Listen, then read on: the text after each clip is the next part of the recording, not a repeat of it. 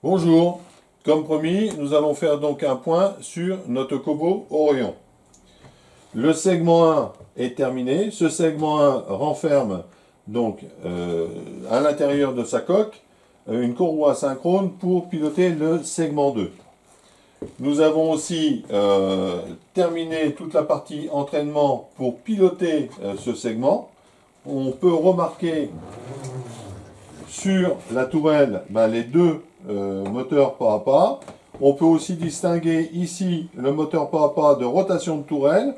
On entraîne cette tourelle avec une courroie synchrone et nous avons réalisé deux tendeurs donc pour maintenir la pression de la courroie synchrone.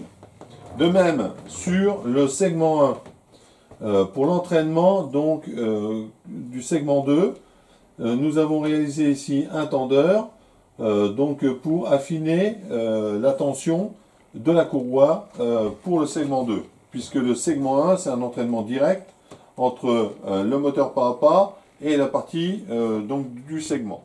Alors pour la partie impression, donc l'ensemble de ce Kobo a été imprimé sur une raise. Le PLA c'est du PLA qui vient de chez Ariane-Place. La partie mécanique des pièces, c'est de l'ABS Pro. Ils viennent chez RS Pro. Donc par exemple, voici donc une poulie pour courroie asynchrone. Et voici donc un pignon réalisé en ABS Pro. Et l'ensemble de ces pignons, de ces poulies, ont été réalisés par Renome, comme l'intégralité des coques pour le Kobo. Voici le pignon d'entraînement du moteur pas à pas. Comme à notre habitude, maintenant nous réalisons des pièces étalons pour vérifier les parties mécaniques. Par exemple, cette pièce a été réalisée pour vérifier la faisabilité au niveau de la tête.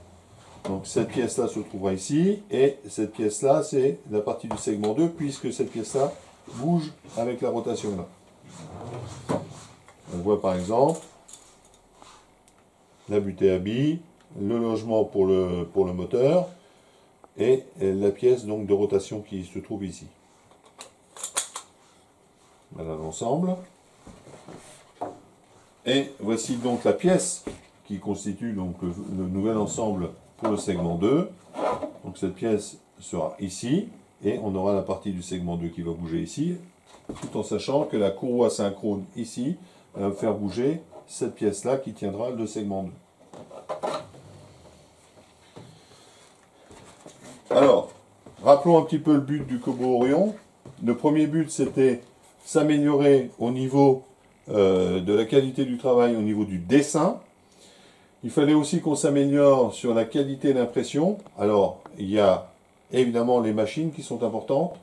Donc, je vous le répète, pour réaliser cette pièce, ça a été fait sur des imprimantes Raise. Il y a aussi la qualité du filament. Donc, pour le moment, le filament que nous avons utilisé, c'est du filament qui vient de chez Ariane-Place. Pour la partie des pièces mécaniques, comme je vous l'ai dit tout à l'heure, c'est de l'ABS Pro qui vient de chez RS Composants. Et il nous fallait aussi maîtriser donc tout ce qui était enchevêtrement mécanique. Il y aura aussi donc la partie programmation à développer, puisque là nous on va se retrouver donc avec 1, 2, 3 moteurs pas à pas, un moteur de chez Dynamixel, et le moteur de préhension, les moteurs de préhension, nous n'avons pas encore jeté notre dévolu sur le type de technologie.